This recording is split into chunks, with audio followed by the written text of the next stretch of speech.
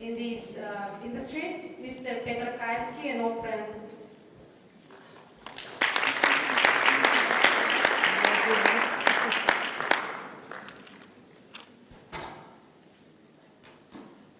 Who's the IT guy has to have a laptop in front of him?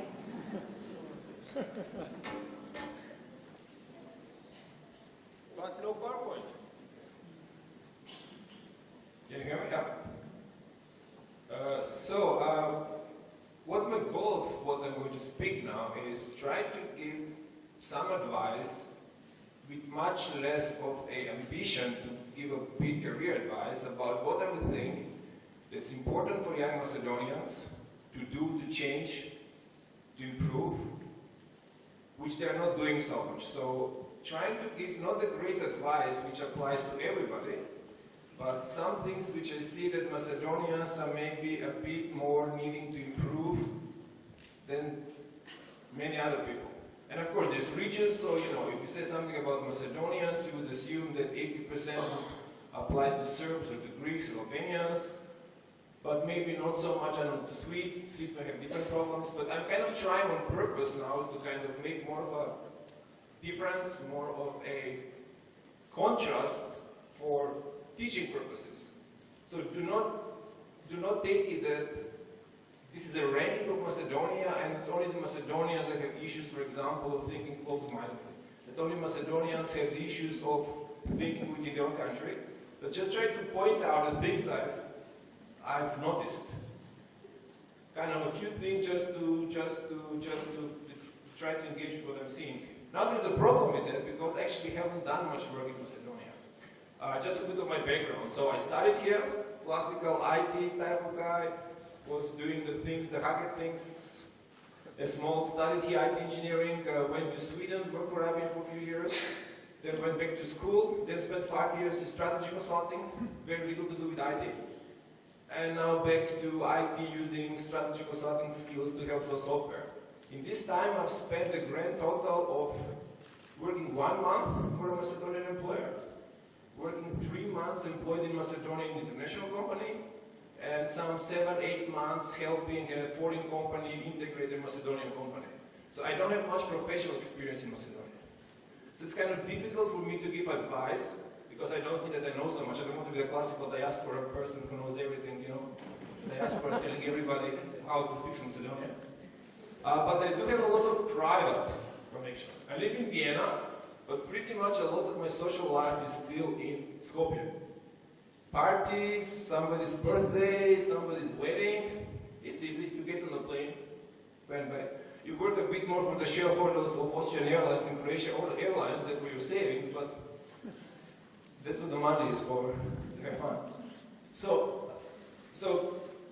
I just wanted to know to where I'm coming from and what are kind of my things. And then I wanted to give you advice. And I wasn't sure that I'm going to be able to make it to the presentation. I have a panel on Friday discussing what I'm doing now, discussing how to improve the IT for Macedonia. And I wasn't sure that I would have time professionally to come to this panel. And last minute I told Biljana, okay, I want to do it.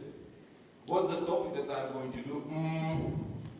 I took a look at what the other people are going to speak, how to find my niche. And then I made a mistake that actually I'm going to recommend to you that Macedonians are doing often, that you shouldn't do. I made the mistake myself. I wasn't precise enough in reading what other people are going to say.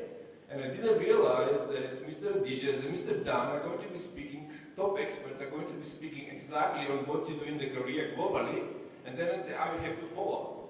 And also they will essentially cover all the topics that I'm going to claim that are especially problems with Macedonians.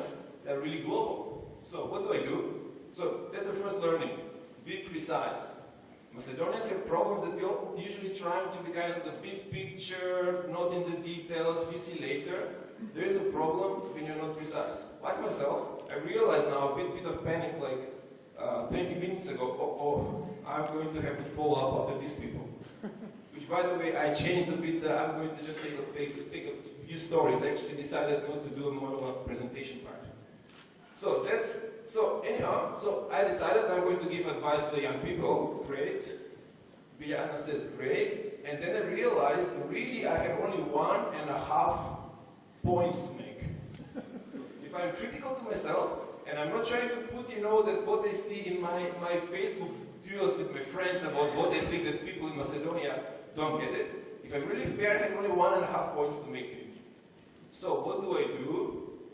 Well, I did something. I'm not a total failure in following my own advice. I did something which my second advice to Macedonians is talk more to people, get more guidance, learn from other people. And Macedonians are quite bad for that. There's the aspect that you need mentors and sponsors, which are true for everybody. But really, I believe that as Macedonians, we all know. We all learned. We don't need to learn. We know best. That's kind of issue in Macedonians. And you shouldn't do this. Well, this is advice I follow, so what I did is I quickly fired up emails to my friends around the world, Macedonians who are university professors, management consultants, managers. Hey guys, I'm presenting tomorrow in Skopje. This is the topic, and I have no idea besides this one point. Can you please help me? And I got back replies from Warsaw, from Dubai, from Denmark, from Amsterdam. People giving me some ideas about what they personally feel. That's we have issues. So some of these things, messages I'm going to say are related to that. So this is my second point is ask people. You know what many people who have kind of success in Macedonia always comment when you meet these people abroad and you speak about what's in Macedonia? When you come to Macedonia, you never ask what you do. As I said, I have many friends in Macedonia. I spend a lot of time here.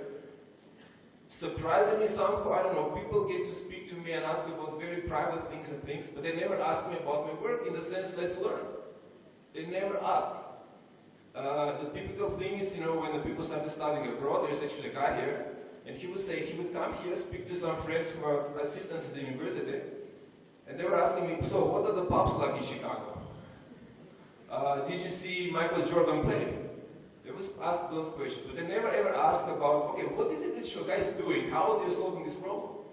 I'm not speaking now because now, again, sensitive, Macedonians have this inferiority complex. I'm not speaking from the perspective of, oh, please, dear wise person who studies in Chicago, please tell me how we illiterate Macedonians can program. That's not my point.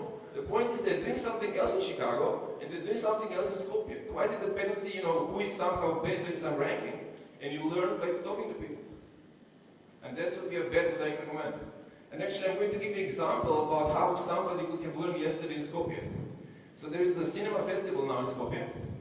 And as a part of the cinema festival, a person I know was promoting his book. He was probably the most successful, he had the longest running TV show, reviewing films, lots of into arts and stuff, and he had the book promotion. And he had a very interesting choice to actually, he didn't have somebody to introduce, he didn't have an MC, so he kind of introduced his own book, and then he gave the word to two of the reviewers who did the review, friends, to say something. But essentially it wasn't, I've never seen this before, I've never seen in my life, throughout the world, that you are presenting your own book, what you did, and then you give it to some people. And I asked him afterwards, so it was quite interesting, it kind of worked. It gave a different quality. It was certainly faster. And he said, oh, I was so scared. People would think this is such a narcissistic thing to do. Right? But somehow it worked. So now, my point here is that I learned something new. I learned that for some types of books, it doesn't get to be a book, it can be a management consulting presentation, it can be a proposal.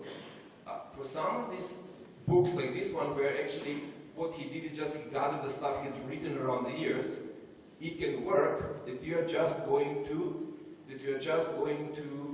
present the book yourself. And now, how does it get to do? What has this got to do with learning? Now, if somehow there was some foreigner in this room who was just traveling, maybe a Bulgarian, of course, it was a Macedonian book promotion, so we need to understand Macedonian to see what was happening. So if you happen to be, Bulgarian visiting the Macedonian Film Festival, and you happen to be at the presentation of a book in Macedonia, you have learned something new. You have learned that, okay, in some occasions, I can present something without a guide. And you would be in Macedonia, you are never going to think that you're going to learn something that in Macedonia. So this is my second part. My third part, learn to see, to learn from the world. From the world, and it's not the point that Macedonia is poor and small, and you have to learn something with the bigger guys.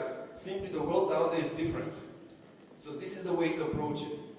And of course, be realistic. In many, many cases, you are going to be seeing from people who are better and more organized and richer and stuff that you're going to learn. Huh? Let's be realistic about the position of Macedonia will learn, but not always. And this was my example. If you happen to be in Skopje, in Mrvice, yesterday, you would have learned a new way to present a book. And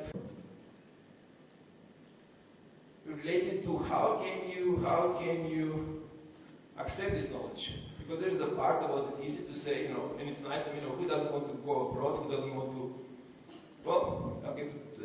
who doesn't want to spend time to meet different people? But how do you learn? Do you learn how do you accept what you're seeing? And when you're coming from Macedonia, the problem is really of self-confidence. And what you see quite often, what you see in Macedonia, you see were people who are quite accomplished. So not like young people, like people who are really into the quite the top ranks in society in Macedonia. You see this issue of problems with the self-worth, about how they position themselves towards the world, about not being able to be equal, not seeing it as equal, because you always have in the back of the mind, I'm smarter than these people, I work harder, and still I'm in Macedonia, I have a lower salary, I'm the one, the poor person in the conference. So my advice is, if you have a chance sometimes in life, between doing something in Macedonia, a higher position, and doing somewhere abroad, but we will give you the chance to, how to put it politically correctly, to kick some foreign backside, do it. Try to do something in the world when you are actually going to be beating foreigners, be better than the foreigners in something. It will give you confidence to look at the world at the same level, at the eye level with the rest of the world, and this will then help you open your eyes and be more open to learning. Because what I'm seeing from Macedonia is this kind of defensive mechanism, that you're not sure what's your world, you're coming again from a small country, poor country, so we tend to switch between, we are the best, and Macedonia has the best IT talent in the world. Just who? By which criteria? Who measured it? How can you claim this? On one side, and then 2 seconds later we switch, nothing works here, everything is terrible, you cannot do anything, right? Because you don't have this picture, you keep on switching left and right, and you cannot learn from the world. So one of my tactical recommendations, which just I'm putting point blanks, if you want to actually really do something more systematical, is try to do something which is best in the world, or better than other people, and then you do. For Pistra, for example, actually I had no idea, I met her in Vienna, I had no idea that they were doing Zdravi. That's one of the projects where you have been successful internationally, really they can have international successes.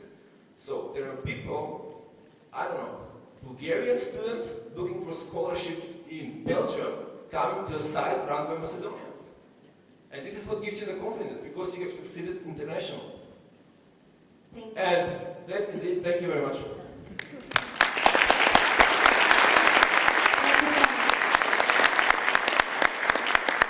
Later will be open for questions after this session. So now I want to invite another lady from Macedonia who's going to speak about the entrepreneurial challenges that she's facing in our emerging economy. Ms. Nina Angelska, the CEO and co-founder at Grouper.mk. Thank you.